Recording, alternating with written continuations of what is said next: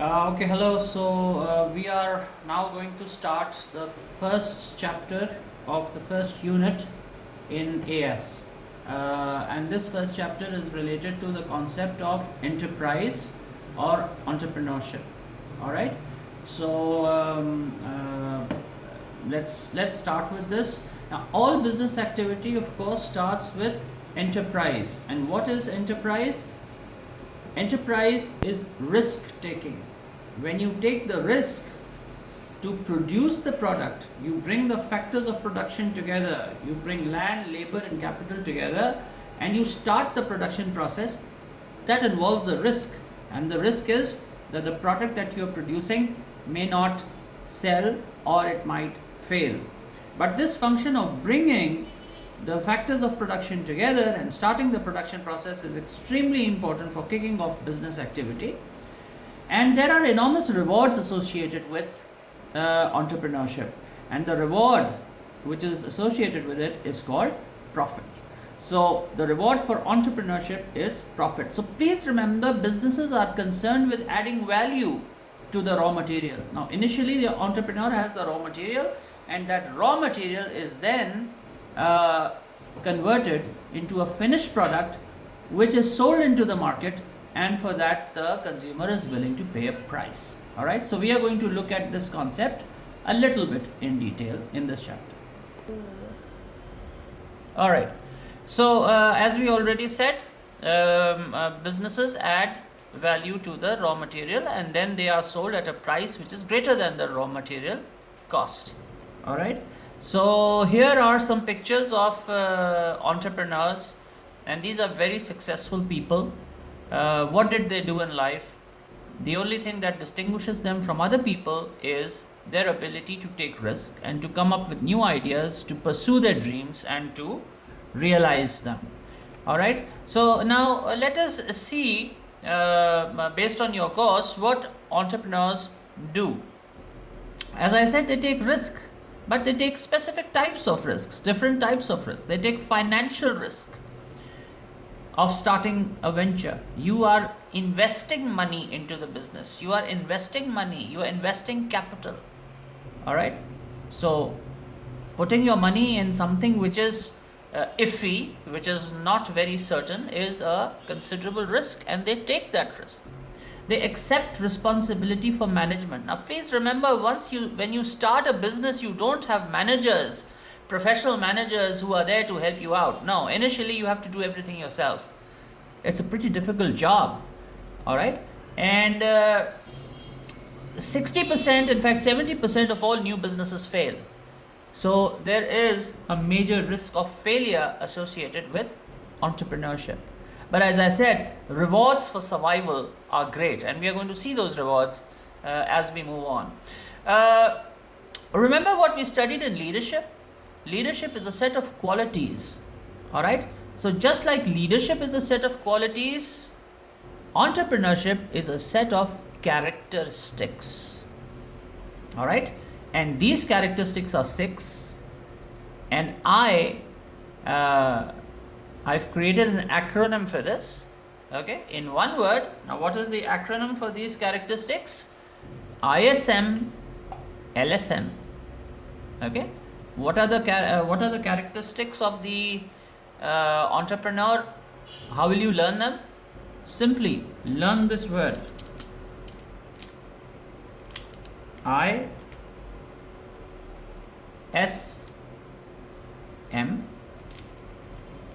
Sorry, something went wrong. Okay, ISM and LSM. Easy to learn. Okay, ISM, LSM. These are the 6 characteristics. What does I stand for in ISM? Innovation. Okay, now what is innovation? Please try to distinguish the concept of innovation from invention.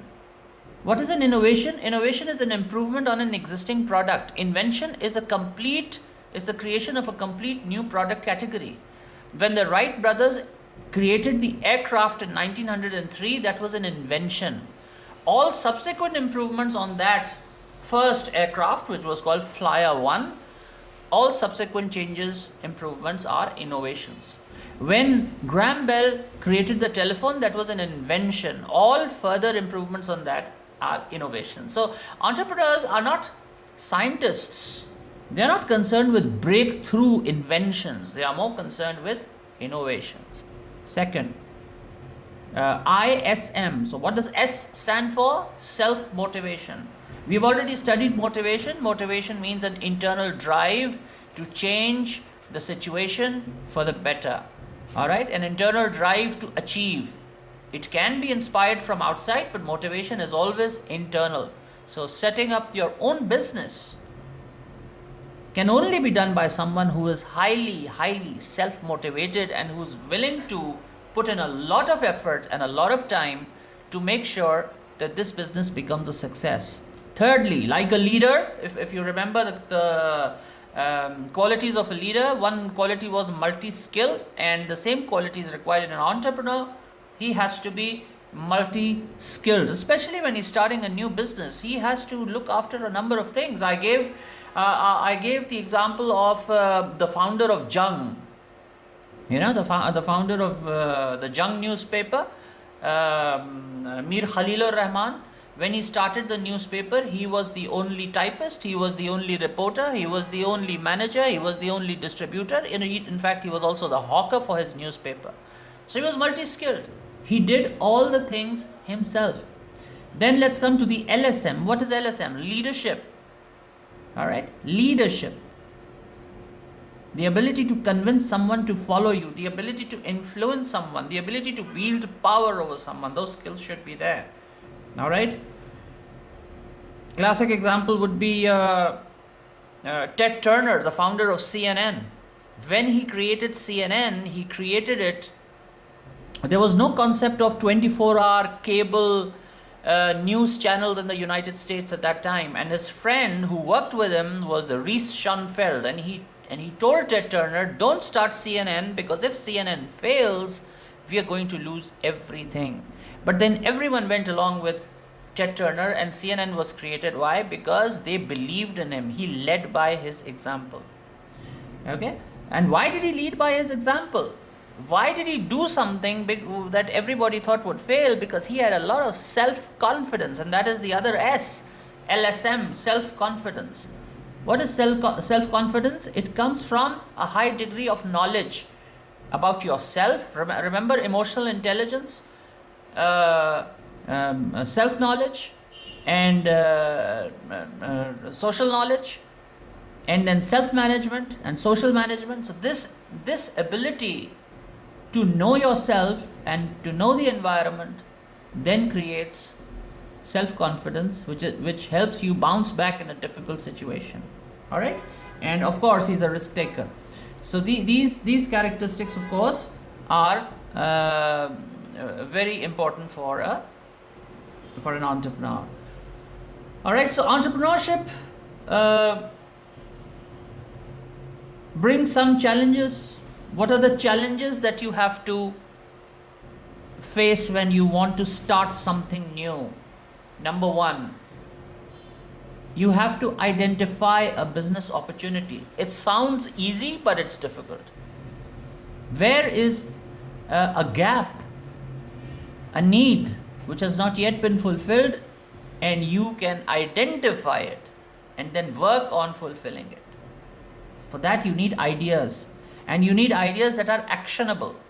And where do those ideas come from? Those ideas come from your hobbies. What is it that you like to do when you are free? You like to read books. Okay, you like to read books. Can reading a book be converted into a job? Sure, it can be. You can this reading habit can be converted into a very profitable job, which is creating an audiobook.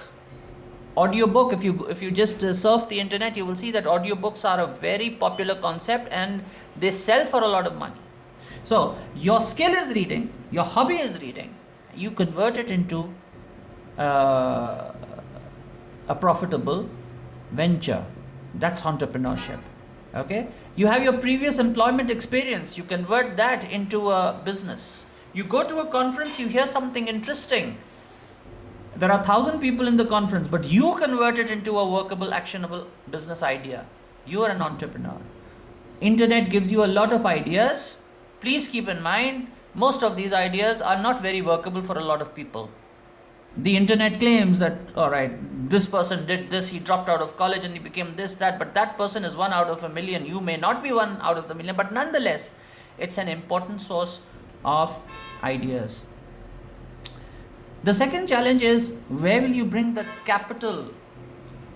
What is the capital? The capital is the money that you invest in the business. When you bring money in the business, then you invest money in the business. It's called finance or source capital. When you invest money out of the business, it's called an investment. Okay, so we will go into that when we are doing finance. All right, so entrepreneurs may not have a lot of savings, so they may require financial support, but that may not be coming, because remember, when you do not have a track record, very few people will be willing to lend money to you. All right, so you have to prepare plans that would convince people to invest in your business. All right, one very important thing, your customer will know about you much later when you enter the business. Your competitor will know first, and your competitor will try to throttle you in the very beginning. So competition is a major challenge. Okay, how will you fight competition? You can fight competition by giving some very good customer service. You can fight competition by trying to make sure that your idea is as different from your competitor as possible, so that people can come to you from the word go. All right, and that means that to fight competition, you need to create a customer base. All right, customer loyalty is the main thing. You have to make sure that your existing customer will come back to you to purchase from you. Remember, it is 10 times as expensive to get a new customer than to retain an old one. So how do you retain customer these days? In fact, at all time, how do you retain customers? By giving them better service. All right, better personal service. So these are some of the challenges, but many entrepreneurs do not live up to those challenges. Businesses do fail. 70-75% businesses do fail. There is only one Mark Zuckerberg. There's only one Bill Gates. A lot of people went into. In 2000, there was an IT crash in which a lot of new firms crashed. A lot of new entrepreneurs went bust. Why does that happen? The first thing, entrepreneurs are very confident of themselves. Yes, you have to be confident, but please don't be overconfident. You have to maintain good records. The lack of accurate record means that you are trying to retain everything at the top of your head, and that does not always work. Okay, you need evidence, you need receipts, you need paperwork. Now, a lot of people, a lot of entrepreneurs are very good thinkers, they're very good planners, but they are not very good record keepers. So when there's no record, you don't know what you did when, you don't know who you owe, and your business can go bust. Second, when you lack working capital. Now, what is working capital? Working capital is running finance. You have a lot of machines, very good. You have a big building, very good. But you do not have the money to pay your electricity bill. You do not have the money to pay your creditors who come asking for their money each month. You're not going to survive very long. All right, because you always need money in hand to deal with day-to-day expenses of the business. Those businesses that collapse in the first year, their main reason is the lack of working capital. The money that you need in hand, the running finance that you need in order to keep the business afloat. All right. How do you deal with that problem? Please create a cash flow statement. All right. make sure that you arrange the finance in advance and manage that finance carefully. Don't spend too much in the very beginning. Don't spend too less, but then don't spend all the money in the beginning so that you are left with no money during the month. All right. Also, sometimes you need short-term loans, so establish good relations with the bank. The bank is one institution which works on good relations. All right.